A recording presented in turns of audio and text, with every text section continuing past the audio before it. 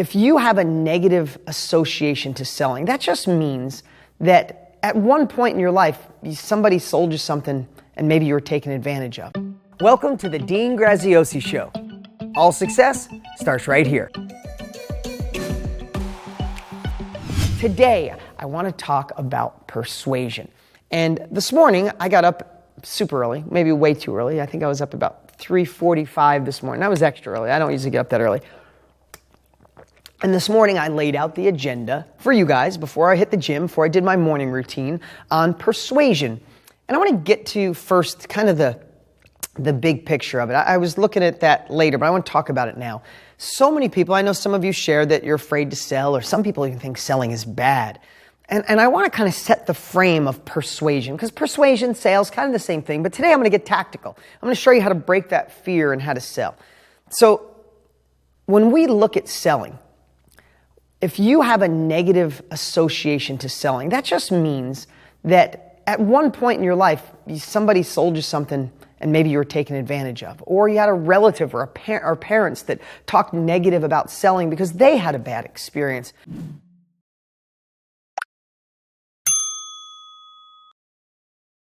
But I want you to look at selling in a different light, and persuasion in a different light. Is nothing in the world would happen without persuasion. I say this a lot, but was Martin Luther King a salesman? Absolutely.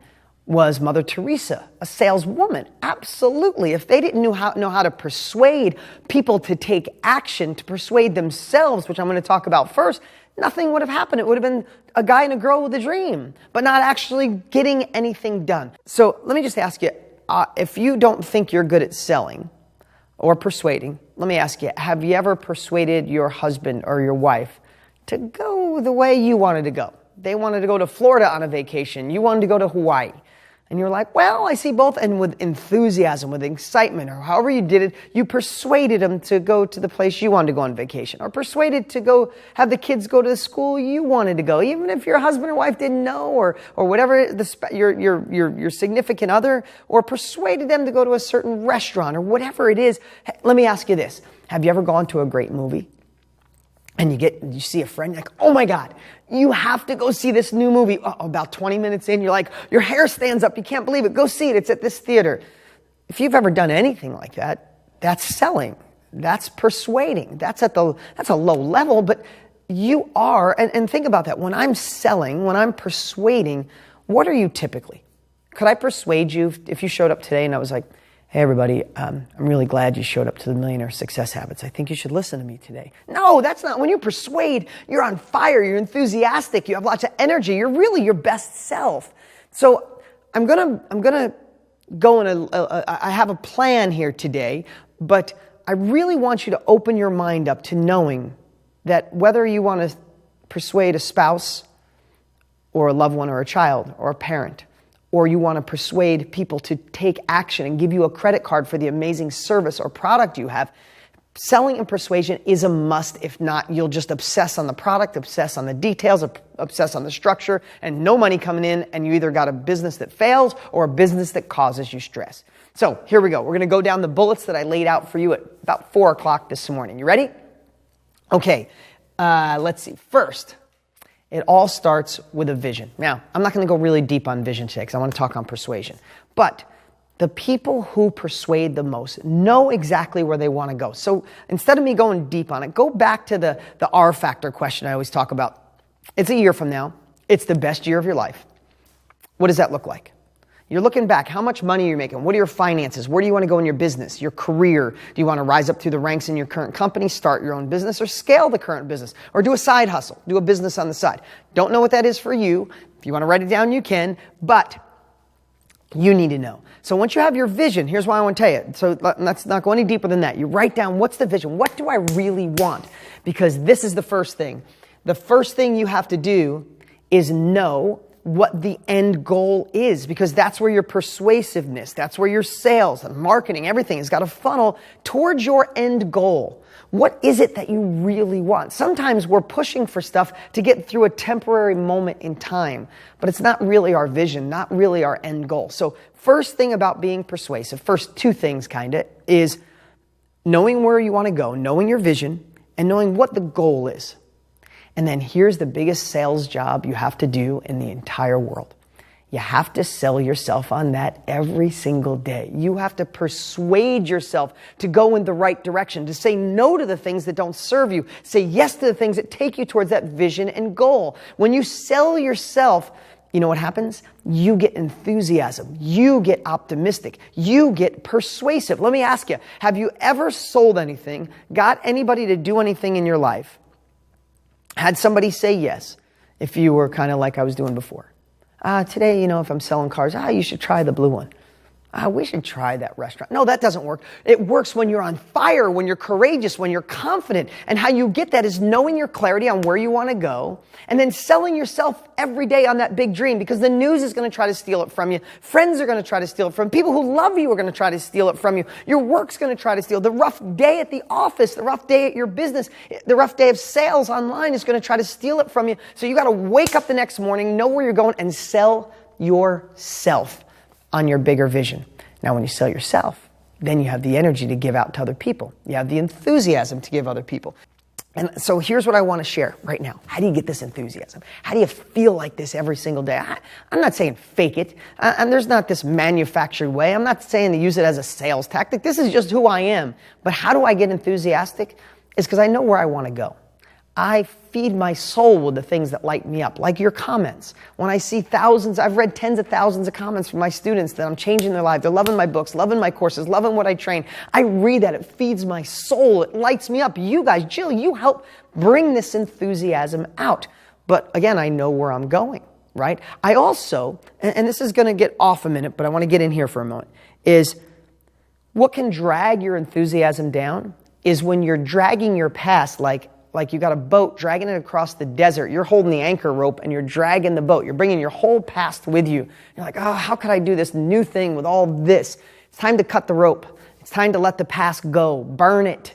My mentor said, it's like you're in a house and everything on the walls is your past. And the house is on fire and you got a suitcase.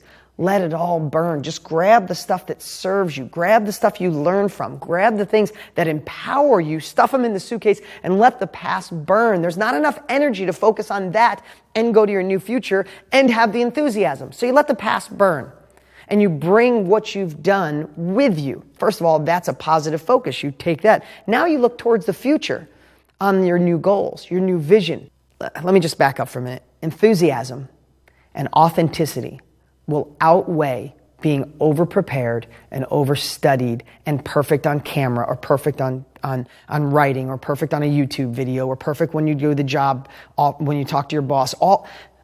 I just want to say that again.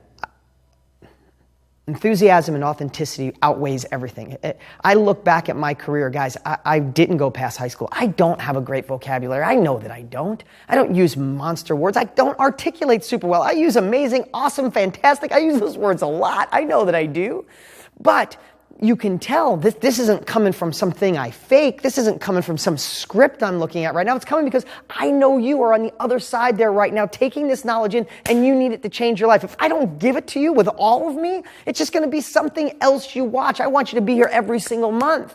Or if you're watching the replay, I want you to feel it and know that this works. You can gain that same amount. You don't have to be an extrovert that was born with this ability to walk in a room and say, hey, everybody, look, I'm here. I'm still one of the shyest guys. I am such an introvert. I hide around crowds. I can go on stage in front of 20,000 people and rock it. I can do it on camera, but I'm still a little shy. But when I'm doing my thing, then you get all of me. And I want you to find a way to be your most enthusiastic self. Bring the past that serves you. Get motivated about tomorrow. Don't let anybody get in your way. Say no to the things that don't serve you. Say yes more to the things that will. And start finding the energy. Because let me tell you something. If you're in a job and you'd like to rise up through the ranks, or you see someone else in the company come in and they went past you, like, what the heck? Let me just tell you this. Start going to work, even if you don't love your job, with enthusiasm. Before we even get to the tricks to persuade, and I say tricks, but it's to empower people to take an action, right? You want to feel the same way. You want to get a raise? Start with the enthusiasm. And I want to share, I'm digressing here a little. One more thing I want to share. When I was in my 20s, I used to fix cars. I hated it. I painted cars. I fixed fenders, had body work on my hands, paint on my hands, got headaches from fumes. I hated it. But I have to be honest with you, I was enthusiastic every single day. You know why? Because I knew I had to do that to get to where I really wanted to go. That was a stepping stone. And I did it like I loved being a collision repair guy. I freaking hated it. But I did it enthusiastically because I burned everything in my past that didn't serve me. I felt empowered and I knew where I wanted to go. And I knew enthusiasm was going to get me there because I didn't have money and I wasn't that smart. Let me just say it like it is. I had enthusiasm. So let's find that enthusiasm. And one of the ways to really get, everybody says, what's your secret to marketing, Dean? I got a lot of things. I've been in marketing for years. I have to get people engaged in what I have. But the number one thing, and you should write this down, the number one thing I truly believe is why I can talk to you on camera like this, why I love to sell, why I love to market, is because I truly believe that if I didn't get you here, if I don't get people to engage in my courses or buy my books, that I am doing you a disservice. You really can throw away most of the stuff I say and look for those 2 or 3 things that you just go, oh my God, that hit me. That's me. I could use this. I can implement that in my life. That's what makes a difference. So when I know, and I want you to feel the same way, when you know that what you're offering somebody, the service, the product, the rise through the ranks, the promotion, or even in a relationship, when you know what you're offering comes from your heart and you know it can take their life to another level, then you need to bring the enthusiasm and the persuasion to the highest level possible. Listen, if you know fixing your relationship is better for your heart, for your spouse, for your kids, it's what's right, and not just what's right, it's what you want. You can go in and do a lot of different things and you can study, but you go in with enthusiasm and you go in with that passion of knowing it's the best thing for everybody, or you create a new course, or you create a new product, or you write a book, or you should be the manager. When you know that that's a better solution for everyone, then you better ramp up the selling. You better ramp up the persuasion, because you're not going to get it by being quiet and hope somebody notices you. That's the way it should be, but let's just face it, that's not the way it is. If you don't sell, if you fear selling, you're going to stay where you are. So many times in life, people start a business and they'll obsess on what they deliver, what the product is, and they should. But once you get to a point where you know what you're offering is so amazing, it's the best, it changes lives, then your energy's got to be focused on sales and marketing. Okay, so now we're going to shift gears a little bit. So I talked about nothing happens without selling. Selling's not evil. Love what you are offering, no matter what that is. Fine, and if you don't love it to that nth degree, then fix it. Fix it. Now, here's where we flop a little bit. Here's where I want to really give you some insights that you might have read in my book, but now this is coming directly from me. It's one of the secrets to persuasion, and that is letting people feel understood, not just having them understand you. Did you guys read that in the book? Probably got it. Maybe some of you went right by it. Some of you got it and like, wow. That's not just that sounds pretty good. That's everything. I watched it for years. I watch people come up on stage and somebody's got experience. They've written books. They're a guru or something like that. And they get on stage and they share it with everybody how much they've accomplished and what they've done and what you could do. And that person usually gets off stage with a nice applause and they say, that's a great guy. That's an awesome girl, man. She accomplished a lot. Really cool. And then there's someone else who would go on stage and they just talk. And you watch the audience's mannerisms are different. They're connected. They're like, oh, wow. And when they're done, it's not just they were good. It's like, wow, I can be better. I can do more. It's because that person made you feel understood. They didn't just say, understand me. So the difference is kind of like the guy up on the hill or the girl up on the hill that's made it and say, come on up, it's great up here. You guys, you'll feel better once you're here. That's great, and you'd be inspired by the person on the hill. Or the person that gets down in the ditch with you and go, man, I live up there, but hey, I'm here with you. Let's get out of this ditch. Let's get up that hill. I'll help you. Let me give you a push. That's the difference between the two. Let me ask you something. You want to go get a new car. Say, Mark, you're going to get a new car. And you get to the lot, and you pull in, best best dealer, he's been there for 25 years, comes up to you. He says, hey, how you doing? I just want to let you know, I've been here for 25 years. I know these cars inside and out, best cars on the planet. The new technology, through the roof. Through the roof, the new technology. You know what I think? I think a two-door, the new two-door Sport, it's got the wide wheels, super fast, good gas mileage, but fast, would fit you perfect. In fact, and he goes on and on and on. That person's still good. They've been there for 25 years. But what is that person doing? He wants to just be understood. I'm the guy, been doing it, great car. You need it, Mark. Now, he doesn't know anything about Mark. What if someone new came up, doesn't have the experience, and just simply walked up to you and said, hey, how you doing? What's your name? Mark? I'm Bob. How you doing? You looking for a car? Yeah. You know, let me ask you, do you have a family? How many kids? Oh, is your wife, is this for you or is it the family car? Hey, do you care about gas or do you care about just luxury?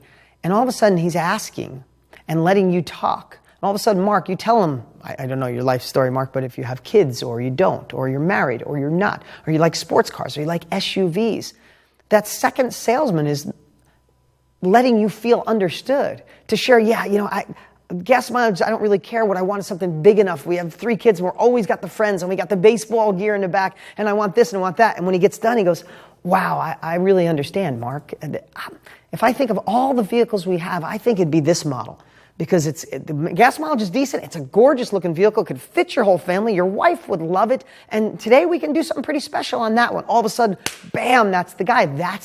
That's an art of persuasion that most people don't get. People go into the conference room. They get well prepared. Like, I got all my notes. I got everything I need. And they go in and say, it's time. It's like hitting the buzzer. And you're like, okay, this is what we have. This is what we're going to do. And I can do this and I can do that. And I've been doing it forever. And I'm the best. And I can do that. And it's not even self-loathing. It's not like you're self, like flattering yourself or patting yourself on the back, I should say. It's just that you want to get out all the things you can do. I can raise the income for the company. I can do this, or I deserve that position. And really, if you want to go in and close the deal, go in and listen and find out what people's fears are, what their desires are, what they think a win would be in a year from now. I go into meetings, I know for a fact people when I'm first in there like, I thought this guy was smart. He hasn't said a word. It's because I used to go in and say, look at me, I'm accomplishing all this in my 20s. I can do this, I can do that, I can do this, I can do that. And I'd close a lot of the deals. Now I go in and keep my mouth shut. And when I speak, I close every deal. I don't walk out of a boardroom of either walking away from the deal because I want to or closing it. And in most cases, I just go in and I listen. I watch everybody talk, what they got, what they want. And then I'll just do some clarity questions and just say, hey guys, I'm a little confused. If this was the best year of our lives because we worked together, it's a year later, we're back here celebrating, and it was a great year. What does that look like in each one of your eyes? What are you afraid of? What do you hope to accomplish? And all of a sudden you start hearing their fears, their worries. And you're letting them feel understood. And then you take a moment, you go deeper on that, you look through their glasses. I mean, look at here in the United States. It's so terrible. We got the left and the right because of the new president. It's like this craziness. And if people would just take 5 minutes, I'm not saying either one is right or wrong. What I'm saying is when people could take 5 minutes and just wear the glasses of the other person and see how there's a place in the middle to allow the other person at least to feel understood, not to change your values, not to change your core beliefs, but just to allow the other person to feel understood. If we can make everybody else feel understood without even agreeing with them, we can make this world a better place. But we start with making the world a better place by you getting your message, your business, your new side hack, or your new side hustle, your relationships, your rising up through the ranks, getting the promotion you deserve. If you will let people feel understood, it's a game changer. Again, I know I wrote about this in my book, some of this, but what happens when you want to get a promotion? I watch people, they'll try to prove how great they are. And they should. Work hard. You want to get the promotion. But you really want to get the promotion? Let the person who makes that decision feel understood. Feel their pain. Feel their stress. Feel their goals. You help support that, you'll go up as fast as you could ever imagine. And it's so simple. And the other thing, so many times we get engulfed in our story. So we know what we're thinking, what we want. And we might not be where our prospects are. If you're starting a business, your prospects, the people that might be your clients someday, or maybe where you used to be. You solved this problem, and now you want to help people. Or a spouse, or anywhere, any relationship you could think of. And we'll talk a lot of times on the conversation in our head. And I want you to think about finishing the sentences that are going on in other people's minds. Enter conversations going on in their head, not ours. Think about that. I know, as subtle as that sounds, I hope you're really grasping that, because we've evolved to a place where people don't even listen anymore. They're just waiting for you to shut up so they can talk. You want to make a difference? You want someone to listen? You want someone to hear you? Enter a conversation they're having. Finish their sentences. I'm not talking about faking it, but live in their moments. For me, I've been blessed to have a great deal of success, but I know so many of you are thinking about a new business, thinking about real estate, thinking about another side, hustle business that you want to do, or just wondering, should I stay in my job? I know what that feels like, but here's the thing. When I talk to you, when I'm here right now, what I'm doing, what I'm picturing is all of you. Those of you who have a great business with success and want to go that next level and scale, these strategies work. Those of you scared, not knowing where to start, these strategies work. I want to enter the conversation that's going on in your head. I want you to feel understood when I talk to you, because I've been blessed to generate millions of dollars and fly all over the world and meet great people. My conversations are different that are going on in here of where I want to take my business, my company, what legacy I want to leave for my kids, the dad I want to be. I don't want to come in here and talk about the millions I've made and how I'm mass producing my marketing and I have 2 CFOs and 3 assistants. That wouldn't be a conversation that would fit. When I'm here right now, I'm living in the moment of how it felt for me when I felt insecure, when I felt lonely, when I felt I wasn't going to get ahead, when I felt I wasn't tapping into my full potential, when I felt life was going to pass me by, when I felt like I wasn't getting what I deserve, I wasn't utilizing my talents. I know those feelings. They still live inside of me, and I tap into that. So I want to enter conversations you're having at every single level. And that's the same thing we need to do in any area of your life you want to persuade. Once you sell yourself, our job is to persuade others in an ethical way. Listen, if you're selling drugs, if you're pushing gambling, if you're pushing cigarettes or stuff that hurts people, then selling's bad. But without persuasion, people don't take action. The reason you might have an iPhone, the reason you have a laptop or the certain car you have, all of it is because of selling. And when you tap into it, that's where the biggest jump in your business and your life go to. Authenticity, enthusiasm, and persuasion. I don't know, I think I'd argue and add in marketing. I think I'd argue that it is by far the biggest secrets to success. We get confused and overwhelmed with all the different delivery systems. And if I start a business, do I go on Facebook and YouTube or do Twitter, or do I do Instagram, or do I just start a brick and mortar business, or do I work from home? Like, we think of all those pieces and we get overwhelmed when really it boils down to some of the things that we're talking about right here, right today. That's where it starts. Okay, next thing I want to talk about. Let's talk about the difference between what they want compared to what they need. Let's just be honest. A lot of us, a lot of the country, a lot of the world need to eat better. A lot of people need to stop eating sugar. A lot of people need to work on their relationships.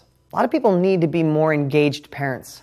A lot of people need to stop being sucked into the digital world and waste hours and hours on stuff that doesn't fuel their heart. A lot of people need to get to the gym. A lot of people need to exercise. Just because they need to doesn't mean they're going to. You may need to do one of those things. Right now, as I said that, you're like, yipes, that was me. Sorry. You might need to, but you are not going to do it until you want to do what? Until you want to do it. So many people will create a product, a service, or talk to a spouse, talk to your boss. You talk to your boss, you need me to do this. He might need it, doesn't mean he wants it. You might talk to your kids. You need to get off the iPhone so much, but if they don't want to, it's going to be really hard to do it. So what we do, and you're going in your own business or starting something new, you're like, everybody needs this. Everybody needs this new widget. They need this new pen that does X, Y, Z. But it doesn't mean it's going to sell unless people want that pen or want what you provide. So I really want you to think about the difference between needing and wanting. And how do you overcome that in persuasion? Sometimes you got to tell people, you got to give people what they want, or offer people what they want, and actually give them what they need. So let's just say, let's talk about kids. just because it's something I work on at my house all the time. My kids on too much digital, too many iPads and stuff. I want them to engage. We don't no electronics during dinner or when we go out. It's not their babysitter. We just decided that. You could have completely different choices. That's a choice I made. And so if I said to a parent, do you ever tell a parent how to raise their kids? I never had, because I don't want to get my head chopped off, right? I don't want anybody telling me, and I'm not going to give anybody advice. And if they ask, I still tread lightly, okay? But if someone was at a restaurant and they were friends and their kids were on the iPad the entire time and not talking and not paying attention, I could say, hey, your kids really need to stop doing that. They would socialize more. I might get a backhand, or they might just pack up and leave. I can't tell them what they need. But if I just happen to start a conversation and say, man, all I know is that, you know what I want? I want it to be when I'm 95 and I'm about ready to close my eyes. I want to think about, did I do all I could to be a great dad? Did I do everything I could to empower my kids to just live a fulfilled life? I don't care if they're rich. I just want them to do what they're passionate about. I want them to live a fulfilled life, and I want them to experience gratitude for the smallest things. If I did that, I would be great. And when I think about things like that, I try to think of the things now that could help them be more empowered. And I know being social is so huge. In today's world with social media, kids they're antisocial. They don't even realize it. And nothing happens without communication. Nothing happens without selling. And I think of one of the things that I think I could help my kids with is not let them get sucked into social media and the digital world so much so they communicate better. I think that would be one of the things. I want them to be more fulfilled, and I think I could do that. All of a sudden, that's a completely different conversation. In their head, they're going, ooh, I want my kids to be good too. Maybe I should do that.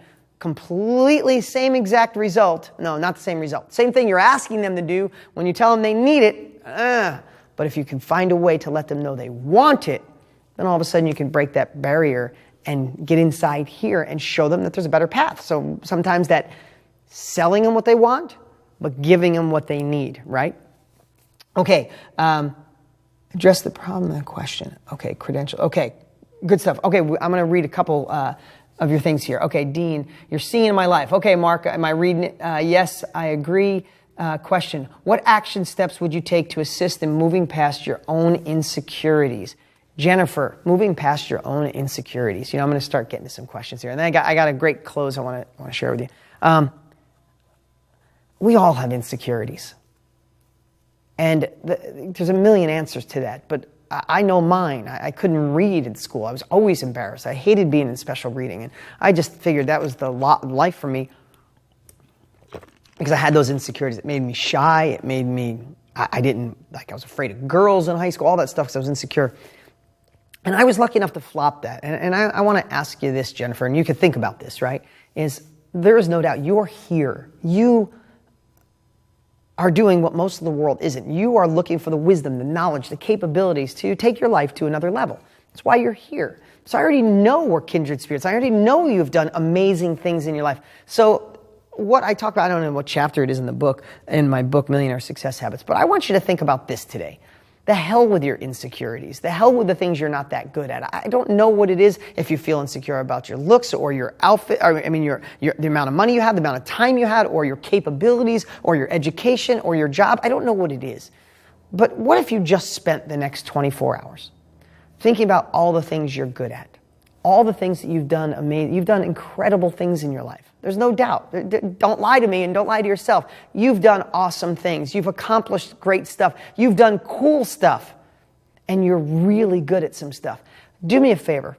Do the next 48 hours. Flood yourself with only those thoughts. I'm not asking you to identify the weaknesses and insecurities. Just do the opposite. Sometimes when we have an insecurity, it's like a thorn. It's in our leg, and we just focus on it and focus on it and focus on it. And sometimes you're like, I wish I could pull that thorn out, but I can't. It's because no. Ignore the thorn for a moment and spend the next 48 hours focusing on what a badass you are in all these different areas, the things you've accomplished, and let that fill your heart. And watch how quick that insecurity starts to mean nothing. You know what I'd love for you to think about? Look in the mirror. Do this today too. Look in the mirror and say that insecurity out loud. And say, is that insecurity, am I going to give that insecurity the power For me to look in this mirror 5 years from now and realize I didn't make a move. To look in this mirror 10 years from now and realize I did nothing different. You're gonna give that insecurity that much power? Are you kidding me? Get rid of that thing by focusing on what you're really good at. And I think you'll see a big difference over the next 48 hours. Okay, let's get to some more questions. Let's see. They don't, you know what, do me a favor, which is great. You guys are awesome. Robin, anybody, if you have a question, write question first so I can just pop over and I don't want to spend too much time looking this way. Somewhere along the way, you suggested parenting with love and logic. If you have children, oh my God, what a difference. Thank you. Jill, love and logic parenting. If you love that, amazing. Do one more. Everybody who has children, or if you have friends with children, buy the book and read it cover to cover as fast as you can, called How to Talk to Your Kids So They Listen and How to Listen to Your Kids So They Talk. Write that down. How to talk to your kids so they listen and how to listen to your kids so they talk. Game changer. Jill, you're going to love that one. Everybody with parents, you should read it. Question, Robin said, how did you change your approach to listening more and asking better clarity questions? In addition to practice, are there books like Millionaire Success Habits? And also, do you have any further comments on persuading in the workplace when trying to persuade upper management in your views? Okay, two really quick. How did it happen? It's time. I have my 10,000 hours in. I've negotiated a lot. I've sold a lot. I've been on TV forever, selling on TV. I got to sell to a camera, right? I can't even see the other person's face. So I do have the time. I put my hours in. So it's time, Robin. But I know over time, it got simpler for me. I used to think I had to over-prepare, create the perfect PowerPoint, the perfect presentations. I didn't even walk to the whiteboard today. I don't have a presentation today. And let me know, are you getting value out of this? It's because it's just practice and time. But I want to tell you, sometimes the simplest things make the biggest impact. The small hinges swing a big door. I would suggest two things. Spend the next week doing more listening. Next time you're going to negotiate, you want to talk to upper management. I would listen and let them know that they're being heard, right? Talk to upper management and say, hey, I just want to let you know. Robin, you obviously have a job. Go to work this week with more enthusiasm than you have in a long time. People are going to think something's wrong. Just go there, find that energy. Like we talked, I don't want to go through enthusiasm again. Find it, go to work with it. Your boss or upper management, get the opportunity to talk to them, but don't ask what you can do. Hey, can I do anything for you? Just listen and let them feel understood. And if there's something they share, if there's something they do, go take action on it. Work as if you are being paid on your results. That's a really great line my buddy Joe Polish told me. It's like, work as if you're only getting paid on your results. And see if you can do things that are helping them gain their goals or reach their goals and have them overcome their worries. Do that, building reciprocity that way. Write a handwritten letter this week to someone that you have a boss or upper management that have given you a job. Even if you're not super happy with them, pull out the pieces you like, write them a handwritten note and just say, I just want to let you know I appreciate being here and I'm ready for another level. Something along those lines. Let them know that you appreciate them. You watch the difference. Okay, let's see.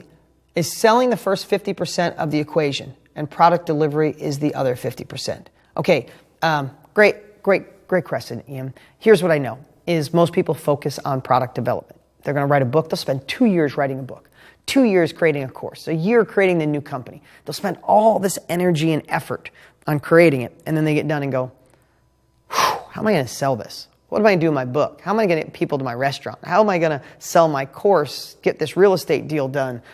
They spend so much time on this, they forget the marketing. And the best way I could say is marketing and sales. If this is the vehicle of 50-50 is about good, but 50-50 until the product's perfect, and then it's about 80-20. Then you want to spend all your time on marketing and sales once the product or the service is mastered. But I would say as you're building it, whatever business or company you're building, pretend you're in the product car, driving, and then right alongside of you is the sales and marketing car. They got to be in alignment. They got to be right alongside of each other. Go back and forth on the energy that you give both. Don't give all this energy and then go, how do I sell it? Think about that all the way through. Be a massive difference in whatever it is that product or service you have. All right. Let's see. Question. How do you persuade in 5 minutes or less? My target audience, CEOs, have little time. That's a good one. What's their biggest pain? If your target audience is CEOs, you know everything about them. What do they worry about the most? What complexity do they have that you can eliminate? I don't know what service you offer, but if I had 5 minutes to talk to a CEO, I'd say, you know CEOs better than I do, but I would say, being a CEO, when you have the vision and you're driving the company, I know what it's like when you need an implementer. You need somebody to take away the complexity so you could focus on the vision of the company. When you get stuck in the day-to-day, tell me that it's not difficult worrying about the tactical pieces or worrying about if the managers are taking care of their departments. The way you do that is, whatever your CT is, the way you can do that to allow you to live into your unique ability, to live into that potential that got you to CEO, that drove this company, that's taken it to the next level, is you need the right implementers. And I have a process to create the right implementers so you can do what you do best and they can do what they do, whatever you're selling, right? But addressing someone's concerns, their fears, and overcoming their, as a CEO, I would say the two things a CEO dreams about the most: reducing complexity and enjoying the fruits of their hard work. They're not CEO by accident. In most cases, it's not a dad that just appointed someone, worked their ass off to get there. So eliminate complexity, show them how to go faster and get more freedom. You can do that in about 90 seconds. There's a great book, a business book called Rocket Fuel. Rocket Fuel is a great book that talks about the visionary and the implementer. So in business, must read. See if you're the visionary or the implementer and how to team up. The subtle art of not giving an F. I won't say the word just in case your kids are watching. The subtle art of not giving an F. You can imagine what the F word is. That's a book I've read recently. I think it's amazing. I always talk about The Untethered Soul. Great book. Let's see, what's another book I read recently? Let me just look through and then suggest them. And then I'll make sure we put them in the back office. Okay, How to Talk to Your Kids So They Listen. And how to talk to, let's see, there it is. How to Talk to Your Kids So They Will Listen and Listen So They Will Talk by Adele Faber. Thank you very much, Jill. That is you are going to freaking thank me on that one. I took my parenting skills to a whole new level with that one. Okay, Mark. Dean, I was fired up going strong in one of the most important goals and ran into a massive setback with an accident about 10 days ago. I'm slightly paralyzed, unable to use my right arm. As a concert pianist, I've had likely cancel 6 concerts this month, including a benefit for Greenpeace. I'm really sorry, first off, Mark. That not being my style, since it's been a series of benefits organizations with Amnesty. I'm going on stage and performing with one hand I have available. First off, man, I'm sorry. That's tough for anyone. And here's the thing. If I just said, hey, everything happens for a reason, Mark, you're going to find something great out of it. When you're in the middle of it and your arm's paralyzed and you're missing that stuff, it just sucks. Like for anybody to say, just push it away, you'll be fine, things will be better, be grateful for the arm you do have. That all sounds good, but it's still tough, Mark. So here's what I want to tell you. Look back in your life. Even though this is a really tough moment, there's moments where you never knew if you were going to play the piano, if you'd never get the opportunity to have those concerts. There's a relationship you lost. There's something and you thought it was over. You thought it was it. And then when you get past it, a few months later, a year later, you realize, thank goodness that happened. The only thing I can say that fits right now in a quick answer is Tony Robbins' line that I love. What if everything in life happened for us, not to us? I don't know the reason that happened. It's not cool. It shouldn't have, but it did. And any energy you spend thinking on why it happened, whose fault it is, it doesn't do anything. My good friend JJ Virgin, her son got hit by a hit-and-run driver when he was 11 years old, almost died, broke almost every bone in his body, head injuries, all these things. And the doctor said best to say goodbye to him, and she just didn't refuse. She just focused on solutions. She hired a helicopter, got him out of the hospital where they said he wasn't going to make it, flew him to California, got the best doctors. And when I talked to her about it, she said, you know what? I didn't press charges on them. My son can't get unhit. It was a hit and run. What's it matter? If I punished her, if I find out who did it, if I blamed her, if I called her, it's not going to fix my son. All of my energy had to go towards learning from this and a bigger, better future for my son. So I would take JJ's advice the best you can and say, how can you can't undo the accident, dude, and it sucks, but what can you take from it? And how can you maybe now take the time because you're laid up to write that song you were going to write, or create the website you were going to do, or get that new business started. Maybe this is the break that allows you to have the breakthrough to that next level of life. Not sure what it is, dude, but I promise you, if you can focus your energy on a bigger, better future and a better solution, someday you'll be happy this happened. Okay, we'll take a few more questions here. Okay, Austin, how do you do overvalue when you don't, let's say, how do you offer value when you don't have the, you can tell I'm not a good reader, right? That's not my unique ability. When you don't have the experience to adequately deliver outstanding results. In my starting a real estate development company and having trouble getting lenders and developers to trust me. Okay, Austin, here's the thing. Everybody thinks,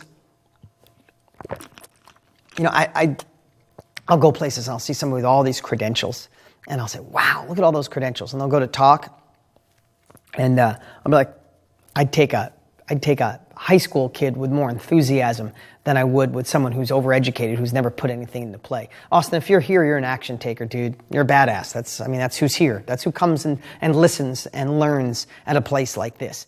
Your ability to be enthusiastic, to take action and get things done will outweigh your lack of experience.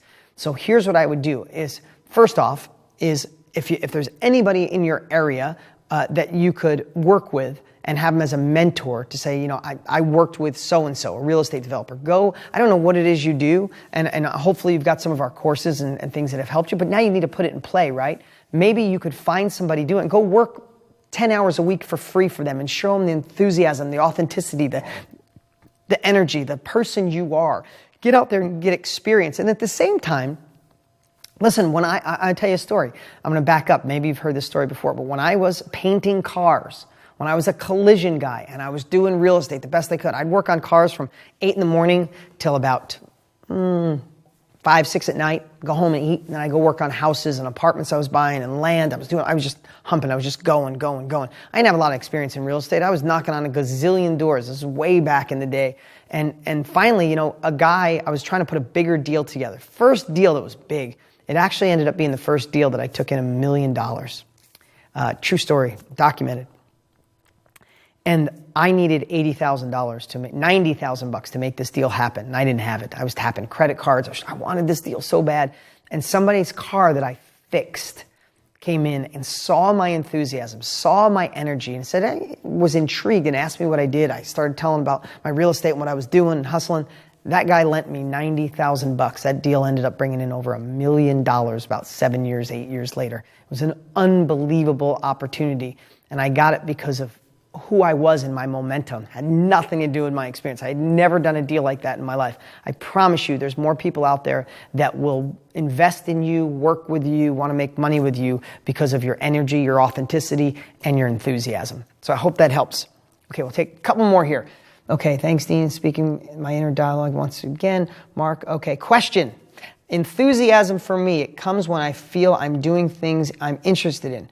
Your enthusiasm, I know it's easy to be enthusiastic about things that you love. It's easy to be enthusiastic about things that are easy, right? But it's almost so like what I tell my kids, and not to digress, but here's what I tell my kids. I said, it's easy to be happy. It's easy to be polite. It's easy to be in a good mood when everything's going right. Who can't do that? Where true winners emerge is when they can do it with a headache. I had a line that someone said that, true professionals, true athletes will do it when they're injured, will play when they're injured, will play with a headache. Michael Jordan, whether you know who Michael Jordan was, the greatest basketball player to live, in that final game when they played Utah, and I had the chance to be friends with Michael and go to dinner with him and get in that story firsthand. He was up, the true story is he was up at 1 o'clock in the morning stressed about the big game, and he was starving, and he called and ordered pizza. He was in Park City, Utah, and he got the pizza, and he doesn't know if the pizza was bad. It sat out all day. It was the only place still open. He eats this pizza. He wakes up next day. It's the final game of the NBA Finals, the biggest game. They're tied 3-3. The first person to get the 4 wins, and he's waking up puking, fever, sick, headache, and he still went and played. If you remember that game, if you're watching, if you don't know anything I'm talking about, just you watch that game with a towel on his head. He's sitting on the sidelines, sweat pouring off his face before he even started. He's laying on his back every time out, every quarter change, every time he could get out, and he still played. And that's kind of the way you have to create the enthusiasm muscle, the persuasive muscle. It's easy to be persuasive when everything's easy. when you can do it when things aren't going good is when you go to the next level. Let's see. They're going so fast. Thanks, guys, for all the great things. Needed to hear that right now. Dean, I have an awesome opportunity to purchase additional investment properties. Awesome, Stephanie, go for it. Robin, awesome to comment and share with Mark. Mark, you see the love you're getting here. That's amazing. Tom Gilbert, what's up, man?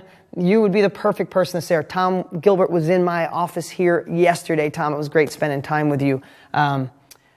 Listen, everybody, I truly...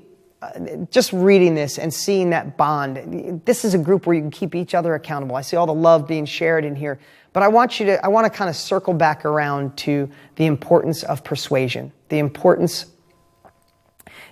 of knowing that if you don't sell, if you don't let the world know what you are made of, no one will hear you. It's too loud out there. It's too loud in the email inbox. It's too loud on Facebook and all other online advertising. It's too loud on social media. It's too loud where you work. But you have an unfair advantage. You desire more, and you're actually seeking out the wisdom. Most people just want more. They're driving in a car with a fast motor and they have no GPS. They're just going fast. And even if they become an entrepreneur, as Dan Sullivan would say, he would call them a treadmill entrepreneur. They're going fast, but they're not going anyplace. You have an unfair advantage. You have me and the other capabilities you're seeking out. I want to let you know, they're as busy as it is out there. If you can fine-tune just a handful of these skills, if you can fine-tune one, you can carve your niche out in real estate, in life, in happiness, in rising up through the ranks in your business, in starting your real estate business finally, or taking your real estate company to 5 deals a month rather than 1 deal a month. All of that is available by grabbing the unfair advantages, grabbing the new capabilities, modeling those who are doing it at a high level, and actually put it into play. Remember, knowledge alone is useless. Knowledge plus action. And I'd love to add one more thing. The right knowledge and the right capabilities with massive action, there'll be no stopping you. Guys, thank you so much for being here live, sharing so much. I had an incredible time being here with you. And to everybody, I appreciate you guys. Thank you for the great comments, and enjoy the day. And it's time to take control. I'll see you guys later. I hope you enjoyed seeing behind the curtain of one of our Inner Circle trainings, where each month we teach next level mindset, marketing, and momentum, the 3 M's that I believe are the difference between wanting more and actually achieving more. If you'd like to be a part of our Inner Circle, we created a really special opportunity in these unprecedented times. Well, they're unprecedented times, so we created an unprecedented opportunity. And right now, you can go to deansnextlevel.com. That's deansnextlevel.com. Watch a quick video and see how you could be part of the Inner Circle for less than about a movie and dinner a month and gain those next level capabilities to thrive in these uncertain times. What's up? What's up? Hey, before you go, you need to watch these next few videos. They're absolute game changers. Hurry up and click right over here and watch them, and I'll see you there.